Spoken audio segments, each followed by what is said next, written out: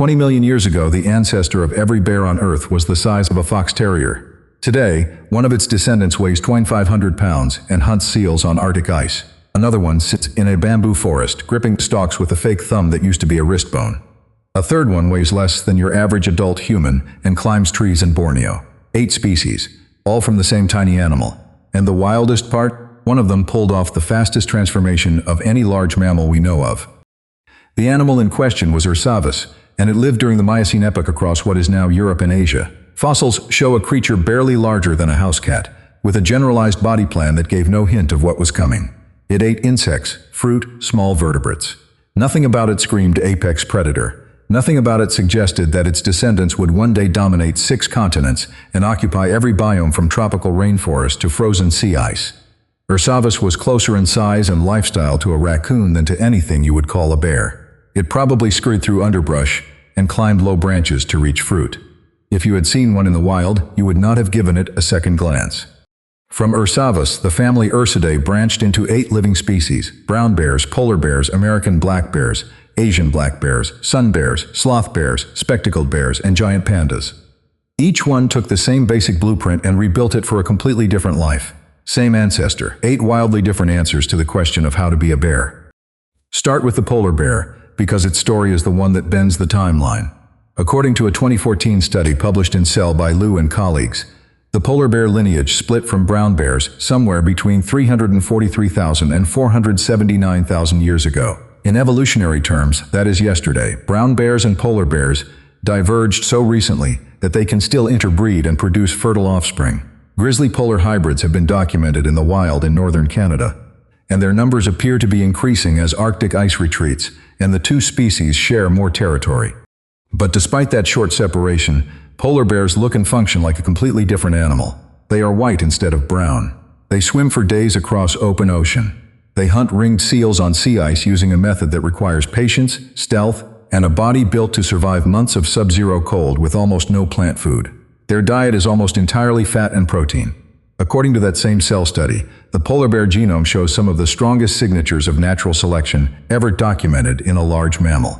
Genes involved in cardiovascular function, fat metabolism, and cholesterol transport have undergone rapid, dramatic change. A polar bear runs on a diet that would give a human heart disease in years. Its body processes saturated fat the way yours processes vegetables. The gene APOB, which in humans is linked to high cholesterol risk, has been so heavily modified in polar bears that their version of the protein handles lipid transport in a fundamentally different way. That Cell study estimated these changes occurred over roughly 20,000 generations. 20,000 generations for a large mammal to go from forest omnivore to specialized marine predator. For comparison, humans have been anatomically modern for roughly 10,000 generations.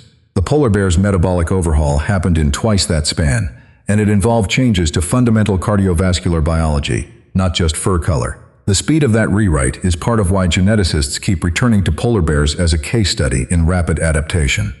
The giant panda went the opposite direction. Instead of becoming a specialized carnivore, it became a specialized herbivore, but kept a carnivore's digestive system. Pandas eat bamboo almost exclusively, sometimes consuming over 12 kilograms a day. Their guts have no cecum for fermenting plant fiber the way a cow or horse does. They extract so little nutrition from bamboo that they up to 14 hours a day eating just to break even on energy. A panda's daily life is one long meal, interrupted by sleep, followed by another long meal. And then there is the thumb. A panda grips bamboo stalks between its fingers and what looks like a 6th digit on each hand. According to a 2022 study published in Nature Scientific Reports, that digit is not a true finger at all. It is an enlarged radial sesamoid, a small bone that normally sits inside the wrist. Over evolutionary time, that bone grew into a functional opposable stub that lets the panda hold bamboo the way you hold a pencil. Researchers studying fossils of Eilurarctos, an ancient panda ancestor from roughly 6 million years ago, found that the proto-thumb was already present but smaller and less developed. The ASU News coverage of this research noted that the sesamoid bone had been gradually elongating across millions of years, repurposed from a wrist stabilizer into a gripping tool. No other bear has anything like it. No other carnivore does either. The sun bear sits at the other end of the size spectrum. It lives in the tropical forests of Southeast Asia and weighs between 25 and 65 kilograms, roughly the weight of a medium-sized dog. It is the smallest bear alive. It has an extremely long tongue, sometimes exceeding 25 centimeters, which it uses to extract honey and insects from deep inside tree cavities and termite mounds. Sun bears are almost entirely arboreal, spending much of their time in the canopy. They build nests out of branches in the treetops to sleep in. Their claws are long and curved, shaped more like hooks than paws, built for gripping bark rather than swiping at prey. A polar bear on Arctic sea ice and a sun bear asleep in a tree nest in Borneo share a common ancestor, same family, completely different engineering. If you're finding this interesting, there are more stories like this on the channel every week. Then there is the spectacled bear, the only bear species in South America. According to the IUCN Bear Specialist Group, the spectacled bear is the last surviving member of the subfamily Tremarctinae, a lineage that once included the giant short-faced bear of North America, one of the largest land predators that ever lived.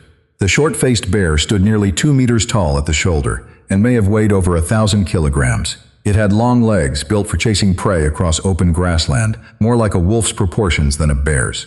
It vanished around 11,000 years ago. Its smaller cousin survived in the Andes, eating bromeliads, palm hearts, and fruit on mountain slopes up to 4,000 meters in elevation. The spectacled bear builds tree platforms out of broken branches in the cloud forest canopy, climbing up to feed on fruit and then resting on its own construction. It is the only bear in South America, and the last echo of a lineage that once produced giants. The sloth bear in India developed a completely different feeding strategy. It evolved a gap in its upper front teeth and a flexible lower lip that together form a biological vacuum tube. The sloth bear clamps its mouth against a termite mound, closes its nostrils, and sucks. The sound can be heard from hundreds of meters away. It pulls insects out of hardened clay structures that other animals cannot access without digging. Its claws are the longest of any bear species relative to body size, curved like sickles, designed not for combat but for tearing open rock-hard termite colonies. The sloth bear is the only bear species whose primary feeding method is suction. The American black bear took a generalist approach. It eats berries, nuts, insects, fish, carrion, garbage, birdseed, and anything else it can find. It thrives in forests, swamps, mountains, and suburban backyards. Black bears have expanded their range across North America partly because they refuse to specialize. While polar bears locked into a marine fat diet and pandas locked into bamboo, the black bear kept every option open. That flexibility is why black bears now have one of the largest population numbers of any bear species, estimated in the hundreds of thousands across North America. The Asian black bear, sometimes called the moon bear for the pale crescent on its chest, carved out a middle path between arboreal and terrestrial life. It climbs well, forages on the ground, and ranges across a habitat belt from Iran to Japan. Moon bears and American black bears look remarkably similar despite being separated by an ocean and millions of years of independent evolution. Put their silhouettes side by side, and you would struggle to tell them apart. Two separate lineages arrived at nearly the same body plan independently. 8 species. One ancestor the size of a small dog, a marine fat specialist in the Arctic, a bamboo grinder with a fake thumb in China, a tree-sleeping insect hunter in Borneo, a mountain frugivore in the Andes, a generalist in every North American backyard, and 2 black bears on opposite sides of the Pacific that evolved to look almost identical without exchanging a single gene. The polar bear rewrote its cardiovascular system in fewer generations than humans have been a species. The panda repurposed a wrist bone into a functional finger. The sloth bear turned its mouth into a vacuum cleaner. The sun bear shrank to the size of a dog and moved into the treetops. Each one started with the same Miocene blueprint and rebuilt it from scratch for a world Ursavus never could have imagined. We think of bears as one kind of animal. They are 8 completely different answers to the same evolutionary question, written over 20 million years, all starting from the same small sentence. If you want more stories like this, the channel has plenty.